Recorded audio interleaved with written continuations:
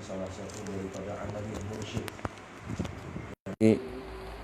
Guru kita Syekh Ahmad Sahibullah Fatarjul Arifin, yang mudah-mudahan hadir dan duduknya kita di majelis ini menjadi sebab Allah ampuni seluruh dosa-dosa kita, dosa orang tua kita, ibu bapa kita, baik mereka yang hidup ataupun yang sudah meninggal dunia. Dan mudah-mudahan pula Allah ampuni seluruh dosa-dosa orang-orang terdekat kita, khususnya guru-guru kita, jiran tetangga kita, muslimin dan muslimat dimanapun mereka berada. Dan mudah-mudahan pula Allah mudahkan seluruh urusan kita dunia wal akhirah. Allah sampaikan segala hajat-hajat kita, Allah kabulkan segala keinginan kita, Allah murahkan rezeki kita yang halal, Allah panjangkan umur kita dalam taat kepada Allah, Allah berikan kepada kita zuriat yang saleh dan salihah. Dan kita doakan bagi saudara-saudara kita yang saat ini mungkin mereka dalam keadaan sakit dan terbaring di rumah sakit, atau dalam keadaan sakit terbaring di rumah mereka masing-masing. Mudah-mudahan mereka disegerakan kesembuhannya oleh Allah, disegerakan kesehatan keafiatannya oleh Allah, dan mudah-mudahan semuanya mereka diberikan kesabaran oleh Allah. Wabil khusus ikhwan kita yang saat ini dalam keadaan sakit, Pak Haji Jailani di Samarinda di Gang 9, mudah-mudahan beliau disegerakan kesembuhannya oleh Allah, disegerakan kesehatannya oleh Allah, disegerakan keafiatannya oleh Allah, dan mudah-mudahan mereka semua diberikan kesabaran oleh Allah Subhanahu wa taala. Dan mudah-mudahan nantinya sama-sama yang dimuliakan oleh Allah Subhanahu wa taala. Alhamdulillah kita bisa dimudahkan oleh Allah untuk hadir di majelis ini ya, dalam rangka kita bersama-sama untuk belajar istiqomah dari sebuah amaliyah yang sudah sama-sama kita dapatkan, yang sudah sama-sama kita ambil bai'ah atau bai'at dari guru kita Syekh Ahmad Sahibullah Fatarjul Arifin, yang semuanya itu sangat amat bermanfaat di dalam kehidupan kita, baik di dunia sampai ke dalam negeri dan di akhirat. Yang mudah-mudahan hadir dan duduknya kita di sini ini sebab daripada kita mencintai mursyid, sebab kita mencintai guru kita, yang mudah-mudahan nanti sama-sama kita di bawah bimbingan beliau untuk sampai kepada ridhonya dan rahmatnya Allah Subhanahu wa taala. Ikhwanul akhwat yang dimuliakan oleh Allah Subhanahu wa taala, saat ini berita tentang zikir ini sangat amat jarang kita dengar. Sangat amat sedikit informasinya. Kalau istilah bahasa kita, yang saat ini sosialisasi tentang zikir di majelis-majelis ilmu itu sangat kurang.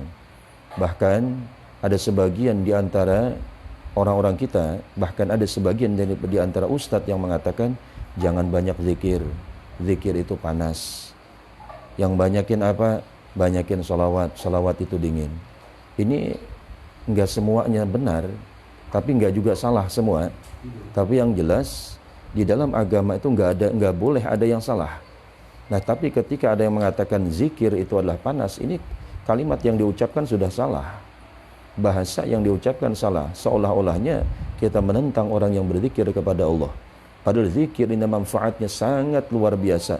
Bahkan dijelaskan di dalam kitab Al-Minahus Saniyah karangan Syekh Abdul Wahab Sya'rani bahwa zikir itu fadilahnya la tuhsa, tidak terhingga saking banyaknya. Bahkan Allah katakan dalam Al-Qur'an, wa la dzikrullahi akbar. Dan sungguh zikir kepada Allah itu sangat amat besar. Apa yang besar? Pahalanya besar, kemuliaannya besar, kedudukannya besar, dan manfaatnya pun sangat amat besar. Maka dari itu Allah menyuruh kita di dalam Al-Quran, ya ayyuhalladzina amanu dzkurullaha dzikran katsira. Hai orang-orang yang beriman, berzikirlah kalian kepada Allah dengan zikir yang sebanyak-banyaknya. Nah, kalau Allah menyuruh, ini pasti ada manfaat, pasti ada rahasia yang tersembunyi di dalam zikir itu. Nah, kitalah yang disuruh menggali dan kerjakan dulu zikir itu, baru kita mendapatkan hasil daripada zikir tadi, baru kita mengetahui apa rahasia daripada zikir tadi. Nah, kalau kita belum apa-apa sudah lari duluan, belum bertanding sudah kabur duluan, laksanakan dulu perintah Allah. Karena ya ayyuhalladzina amanu dzkurullah, ini adalah perintah dari Allah. Zikir bukan perintah semata-mata dari Nabi, tapi ini bukan juga perintah dari ulama atau dari guru, tapi zikir adalah perintah dari Allah. Dari Allah kepada Jibril, kepada Nabi kita, sampai kepada guru-guru kita yang saat ini, yang mereka mendakwahkan, yang mengajarkan kepada muridnya untuk banyak-banyak mengingat Allah Subhanahu wa taala. Bahkan disebutkan di dalam Al-Qur'an tentang la ilaha illallah, kita berzikir kepada Allah itu disebutkan sebanyak 38 tempat di dalam Al-Qur'an. Di dalam ayat ini, dalam surah ini ada disebutkan zikir sebanyak 38 tempat di dalam 30 juz Al-Qur'an. Nah, biasanya kalau diulang-ulang berulang-ulang kali, pasti itu manfaatnya sangat besar. Maka Allah jelaskan tadi, zikrullah itu sangat besar. Nah, ini sekarang kurangnya kita informasi tentang zikir, sehingga tidak sedikit kita umat Islam khususnya yang anti dengan zikir, alergi dengan zikir, nggak mau berzikir. Orang zikir kaburan, zikir nunggu ada yang mati, zikir nunggu tahlilan, zikir nunggu 3 hari, zikir nunggu 7 hari, zikir nunggu 25 hari. Kalau nggak ada yang mati setahun, nggak ada zikiran. Padahal zikir ini manfaatnya tadi sudah dijelaskan sangat besar. Bahkan bukan semata-mata untuk urusan kita di akhirat, urusan kita di dalam perkara dunia, urusan antara kita dengan tetangga, urusan kita dengan keluarga, urusan antara atasan dengan bawahan. Ketika sama-sama mereka berzikir, ini akan membawa keharmonisan. Karena Allah jelaskan di dalam Al-Quran, alladzina amanu wa tatma'innu qulubuhum bidzikrillah. Orang-orang yang beriman dan tenang, tentram. Bahasa Arabnya adem ayem. Ini Arab Nengdi ini. Nah, ini adem ayem ini dengan apa mereka bisa tenang? Mereka bisa tenang, mereka bisa bahagia, mereka bisa tentram. Bidzikrillah. Ketika mereka zikir kepada Allah. Kalau mereka jauh dari Allah, bagaimana bisa mendapatkan ketenangan? Yang bisa memberikan kita ketenangan hanya Allah. Ini kita nggak bisa, akal kita nggak akan bisa memberikan ketenangan, tidak akan bisa memberikan kebahagiaan. Harta, pangkat, kedudukan, jabatan kadang-kadang memberikan kita stres. Tetapi ketika orang itu bersama Allah, pangkat, kedudukan dan jabatan yang mereka pegang, karena dia bersama Allah, ketenangan jiwanya itu akan memudahkan untuk urusan dunianya. Karena orang akan bisa tenang ketika dia bersama Allah. Jauh dari Allah, syaitan sibuk menipu daya kita. Jauh dari Allah, syaitan sibuk menggoda akal kita, hati kita, sehingga kita tidak bisa menjadi tenang. Kadang-kadang menjadi keluh kesah, gelisah, gundah gulana. Ya sedikit-dikit galau, dikit-dikit galau. Kok galaunya cuma sedikit? Ini sedikit, sebentar-sebentar galau, sebentar-sebentar stres. Nah, stres itu ya kita lihat, bukan sedikit orang-orang stres di dunia ini.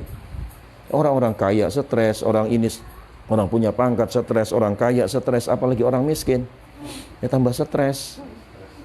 Kesetresan ini tidak ada obatnya dengan apa-apa. Karena benda dunia ini tidak ada jaminan untuk menjadikan kebahagiaan. Banyak orang-orang kaya kita lihat di dalam sejarah, bagaimana orang-orang kaya di luar sana, mereka mencari kebahagiaan, bikin pulau, beli pulau, ditempatkan di sana, bermacam-macam tempat maksiat, hiburan bermacam-macam. Bahagiakah mereka? Enggak bahagia. Karena kebahagiaan itu ketika dia bersama Allah. Lalu siapa yang meletakkan kebahagiaan? Allah. Bagaimana kita bisa dapat kebahagiaan sedangkan kita jauh dari Allah? Orang yang diberikan hanya orang yang mendekatkan dirinya kepada Allah. Lalu dekat itu seperti apa?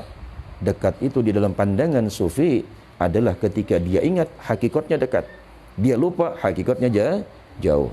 Sekarang gini, ini semua menjadi tren, menjadi tradisi atau sudah menjadi budaya kita di Indonesia. Menjadi budaya HP. Anak kecil pakai HP, yang tua pakai HP, yang paling tua juga pakai HP, sampai kemana-mana pegang HP, sampai masuk WC pegang HP. Saking jadi kebutuhan. Bangun tidur bukan istri yang dicari, HP yang dicari. Ini HP sehingga menjadi kebutuhan saat ini. Bahkan HP ini bukan lagi untuk orang-orang kalangan bisnis. Anak-anak yang gak bisnis 2 HP-nya. Android semua. Orang yang gak bisnis HP-nya 2.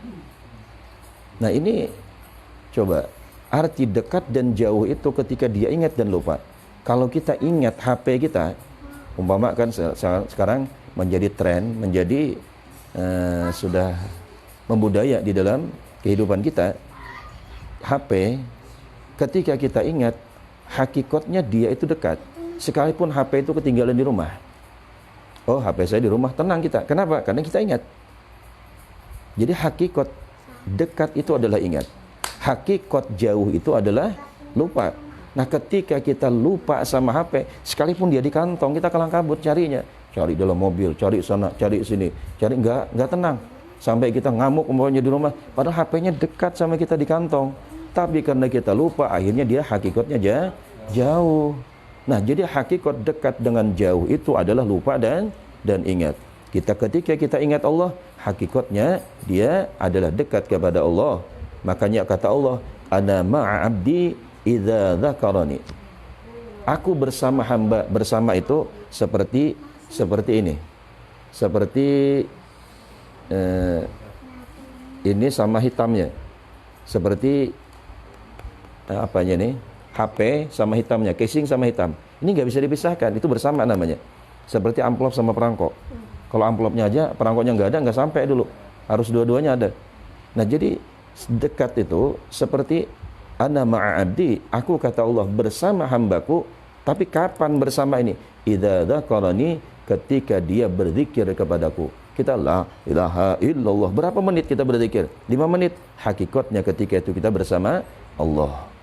Jadi kalau mau dekat kepada Allah dan akan mendapatkan tatmainnul qulub, ketenangan batin, ketenangan jiwa, maka orang itu banyak-banyak berzikir. Nah, zikir inilah yang bisa memproses manusia yang asalnya stres bisa menjadi hilang stresnya, galau hilang kegalauannya, stres hilang stresnya, galau lagi, dibawa zikir lagi, hilang kegalauannya. Dan ini kalau terus-menerus kita usahakan. Tapi jangan ketika galau baru zikir. Enggak galau enggak zikir, enggak akan tumbuh. Itu bisa menjadikan zikir itu tatmainnul qulub. Zikir bisa menjadikan ketenangan jiwa. Zikir bisa menjadikan ketentraman batin ketika dia diistiqomahkan. Jalankan terus. Waktu ada masalah, zikir. Enggak ada masalah, zikir. Waktu sibuk, zikir. Enggak sibuk, zikir. Semua. Dimanapun kita berzikir. Di rumah, zikir. Di pasar, zikir. Di kantor, zikir. Tapi jangan sampai jualan sambil zikir. Sambil jualan HP umpamanya atau di kantor, la ilaha illallah, la ilaha illallah, enggak jadi orang beli. Kenapa? Itu anunya, pedagangnya zikir. Mau kantor ada tamu, datang umpamanya sibuk zikir. Nah, zikir ada zikir bil lisan, ada zikir bil qalbi. Ada zikir dengan lisan, ada zikir dengan hati. Nah, zikir dengan hati inilah yang juga kita latih. Makanya tadi setelah kita selesai diam semua. Nah, itu tundukkan pandangan batin kita ke arah jantung kita. Di situ denyutkan jantungmu dengan zikrullah. Nah, ketika hati ini sudah bisa berzikir, nah inilah yang akan menjadikan tatmainnul qulub, akan menjadikan ketenangan, akan menjadikan kebahagiaan ketika hati sudah bisa bersama Allah. Jadi kita sekarang yang diperlukan adalah untuk keharmonisan rumah tangga, untuk keharmonisan antara atasan bawahan, atau untuk keharmonisan kita dengan tetangga, atau untuk menghilangkan kegalauan di dalam kehidupan kita, jalannya adalah kita selalu berzikir kepada Allah. Kenapa saya masih galau? Ya kurang zikirnya. Saya zikir kok masih galau? Ya nambah lagi zikirnya, berarti kurang zikir. Saya sudah banyak kok masih galau? Berarti belum banyak dalam pandangan kita, hakikatnya mungkin masih sedikit. Karena dalam zikirnya banyak lupa daripada ingatnya. Lisannya menyebut Allah, lisannya berzikir kepada Allah, sementara hatinya masih gentayangan ke sana kemari. Sudah 1000 saya zikir tiap hari, kok masih belum tenang? Ya belum banyak. 3000 belum banyak. 5000 berarti belum banyak, harus ditambah. Jadi bagaimana? Ya pelan-pelan. Kita latih, mungkin habis sholat 200 la ilaha illallah, la ilaha illallah, la ilaha illallah. Selesai sholat 200. Zuhur 200, asar 200, maghrib 200, subuh 200, isya 200, subuh 200. Berarti 5 waktu sudah 1000 zikirnya. Apalagi nanti malam salat tahajud. Bangun malam zikir lagi. La ilaha illallah. 10 menit kita zikir, sudah dapat 500. 20 menit bisa dapat 1000. Nah, kalau kita terus seperti itu dan istiqomah, zikir inilah yang akan memproses manusia menjadi orang-orang yang nanti menjadi arif kepada Allah. Orang-orang yang dekat dengan Allah. Silahkan kita, Al-Quran tidak melarang kita untuk menjadi orang sukses. Allah tidak melarang kita menjadi orang hebat. Allah tidak melarang kita menjadi orang kaya. Allah tidak melarang kita menjadi orang mempunyai pangkat, kedudukan dan jabatan tertinggi di dunia. Tapi belajar kita berusaha untuk mengingat Allah Subhanahu wa taala. Karena Allah ciptakan kita ini semua ada fungsinya. Allah ciptakan akal untuk memikirkan alam semesta ini. Allah ciptakan batang tubuh untuk menggerak, melakukan aktivitas di dalam, melaksanakan apa yang kita pikirkan tadi. Dan Allah ciptakan hati, dia tugasnya untuk mengingat Allah. Jadi masing-masing ada tugas. Akal untuk memikirkan, mengelola alam ini, fisik kita untuk mengelolanya, akal untuk memikirkannya, fisik untuk mengelolanya, hati kita untuk Allah. Nah, ketika semua sudah ada fungsinya masing-masing, sudah di relnya masing-masing, ini akan menjadi tatmainnul qulub, kebahagiaan, ketenangan itu akan kita dapat. Ikhwanul akhwat jamaah yang dimuliakan oleh Allah Subhanahu wa taala. Jadi, apa yang menyebabkan kita ini menjadi kurang tenang? Apa yang menyebabkan kita selalu gelisah? Apa yang menyebabkan kita mungkin gak terima dengan ini, dengan itu dan lain sebagainya, sehingga tidak ada keharmonisan di dalam hubungan antara pimpinan dengan bawahan, antara atasan dengan bawahan, antara karyawan bosnya dengan karyawannya umpamanya. Ini sebab masing-masing kita melupakan Allah, sehingga Allah ujilah kita dengan bermacam-macam masalah. Makanya Allah jelaskan dalam Al-Quran, afahasiban nasu ayyaqulu amanna wa hum la yaftanun. Apakah mereka manusia mengira ketika mereka sudah mengaku beriman kepada Allah, lalu mereka tidak diuji oleh Allah Subhanahu wa taala. Nah, ujian yang terberat manusia ketika Allah letakkan di dalam hati mereka kegelisahan. Karena gelisah, tidak tenang, apapun akan menjadi tidak enak. Tidak ada kebahagiaan. Makan yang enak mungkin gak terasa enak. Istri di samping juga enggak terasa enak. Karena akal kita dan hati kita tadi sudah gelisah. Nah, maka dari itu bagaimana kita bisa menumbuhkan di dalam hati ini untuk selalu tatmainnul qulub, menjadi kebahagiaan, ketenangan, ketentraman. Istiqomahlah dalam zikir. Istiqomahlah kita dalam mengingat Allah Subhanahu wa taala. Kita latihan. Ya mungkin enggak bisa full, sebulan sekali bisa hadir dulu ke sini. Yang penting kita bisa ikut dulu, ada barokahnya setiap sebulan. Nanti suatu saat bukan sebulan sekali, tapi setengah bulan sekali. Suatu saat ya kita datang ngumpul di majelis mana nanti umpamanya ada majelis kita mungkin di balik papan ini yang bisa kita bina, sehingga bisa setengah bulan sekali ngumpul di sana. Tiap malam apa umpamanya, atau tiap subuh apa zikiran di sana. Nanti pelan-pelan akan terproses yang namanya tatmainnul qulub. Jadi jangan harap kita menjadi bahagia, jangan harap kita mendapatkan ketenangan, jangan harap kita mendapatkan kebahagiaan selama kita jauh dari Allah Subhanahu wa taala. Maka orang yang bersama Allah, Allah tidak akan sia-siakan. Ada yang mengatakan, "Oh, beliau itu kemarin gila gara-gara belajar zikir. Oh, beliau itu kemarin gila gara-gara banyak zikir." Orang yang gila bukan banyak zikir, orang banyak mikir. Mikir ini, akhirnya otaknya yang satu ini enggak sanggup dengan beban yang terlalu banyak. Nah, karena HP juga dipenuhin bisa error. HP kita banyak masuk ini, HP baru aja bisa error. Maka dari itu yang kita isi adalah yang kita perbarui, yang kita bagusin adalah bukan semata-mata akal dan fikir, tapi yang kita bagusi adalah hati kita masing-masing. Nah, hati inilah tempat bahagia, di dalam hati gelisah, di dalam hati galau, di dalam hati tenang, di dalam hati. Kalau itu semua menjadi tolak ukur, hati ini menjadi tolak ukur kebahagiaan dan ketenangan, atau galau dan tidaknya manusia, maka hati inilah yang perlu kita proses. Sehingga bagaimana hati ini bisa menjadi hati-hati yang selalu dalam keadaan tatmainnul qulub, selalu dalam keadaan gembira, selalu dalam keadaan tidak ada keluh kesah dan tidak ada gelisah di dalamnya. Maka tidak akan kita dapatkan semuanya dengan teori, tidak akan kita dapatkan semuanya dengan kaji, tapi kita dapatkan semuanya dengan hasil proses daripada pembersihan hati itu. Maka Rasulullah SAW menjelaskan di dalam sebuah hadis, innal quluba latasda'u kama yasda'ul hadid. Sesungguhnya kata Rasulullah, hati itu dia bisa berkarat sebagaimana berkaratnya tembaga. Apa itu karat hati? Galau. Itu karat daripada karat hati. Allah bikin kita gelisah, Allah bikin kita tidak tenang, Allah bikin kita selalu keluh kesah, tidak ada kebahagiaan. Sekalipun mungkin semua serba ada, tapi kebahagiaan yang belum ada di dalam kehidupan kita. Nah, orang-orang yang seperti ini, dia membutuhkan satu amalan, satu wiritan yang bisa menjadikan hatinya tentram. Yang lain sudah mereka dapatkan. Pangkat mungkin ada, kedudukan ada, jabatan ada, semua serba ada, fasilitas lengkap di rumah. Tapi yang belum didapat adalah kebahagiaan. Maka kata Rasulullah, di dalam hati manusia itu bisa berkarat. Nah, karatnya hati tadi adalah kalau keluh kesah, gelisah, iri, dengki, sombong, ujub, riya, sum'ah, ini namanya adalah kerusakan hati, atau itu namanya karat daripada hati kita. Nah, karat ini akan bisa selesai kalau kita proses. Nah, karat ini kalau nggak diproses, nggak digosok, nggak dibersihkan, dia tidak akan bisa sembuh, dia tidak akan bisa hilang. Sebagaimana mungkin kita masing-masing kan punya parang, atau mungkin kita punya tembaga, ya parang lah umpama. Tapi parang kita ini kelamaan kita biarkan dia bisa berkarat. Nah, karatnya parang ini tidak akan bisa sendirinya dengan menjadi mengkilat parang kita kalau dia tidak kita proses. Dia kita gosok pelan-pelan. Gosoklah pelan-pelan, sedikit demi sedikit kita gosok. Ketika dia rajin menggosok, apalagi semangat menggosoknya, insya Allah karatnya parang kita, karatnya pisau kita, karatnya tembaga akan bisa hilang kalau terus-menerus kita gosok.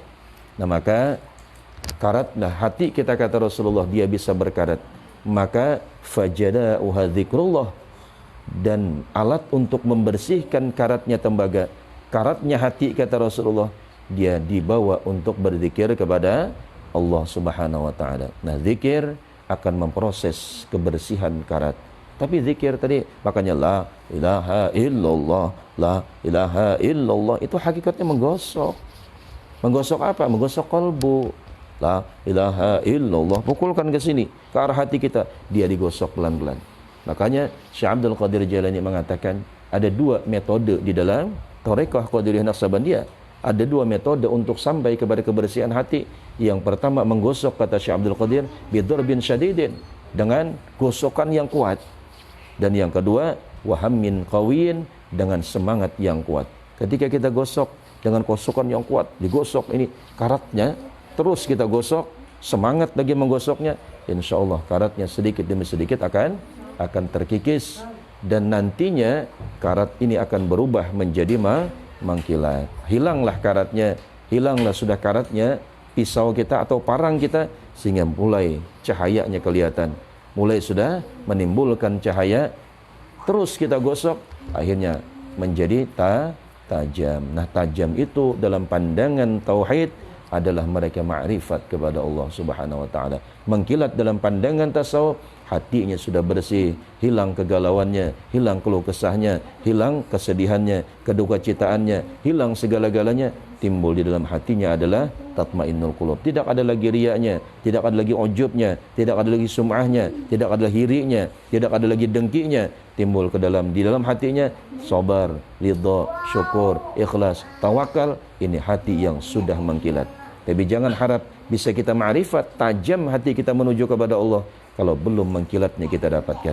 Dan tidak akan bisa dapat mengkilat kecuali dia memproses hati di dalam zikrullah. Dia gosok terus. Nah, digosok ini akan memproses menjadi hati itu mengkilat. Nah, kebersihan sampai tajamnya atau ma'rifat. Karena yang bisa ma'rifat kepada Allah hati kita. Selain daripada hati nggak bisa ma'rifat. Akal kita nggak bisa ma'rifat. Pikir kita nggak bisa ma'rifat. Semuanya tidak akan bisa ma'rifat kecuali kita isi dengan zikrullah. Jamaah ikhwan wal akhwat yang dimuliakan oleh Allah Subhanahu wa taala. Jadi kesimpulan daripada apa yang kita bahas, bahwa keharmonisan di dalam rumah tangga, keharmonisan di dalam hubungan antara pimpinan dengan anak buahnya, keharmonisan antara karyawan dengan bosnya umpamanya, atau keharmonisan di dalam rumah tangga, keharmonisan di dalam lingkungan tetangga kita, semuanya tidak akan kita dapatkan kecuali kita isi dengan zikrullah. Nah, bersihkanlah hati, kita usaha untuk berzikir dan terus berzikir, insyaallah pelan-pelan. Gosoklah dengan pelan, atau mungkin belum bisa semangat yang kuat, tapi paling tidak istiqomah di dalam berzikir. Insyaallah kita dapatkan kebersihan hati, kita dapatkan kesucian hati, dan kita akan merasakan nanti bagaimana tatmainnul qulub, akan mendapatkan ketentraman, kebahagiaan, dan kita hilang kegalauan dan keluh kesah dan gelisah. Nah, hakikat orang yang di dalam neraka itu adalah mereka gelisah, tidak tenang. Nah, maka sana, duduk sana, pinggir sana.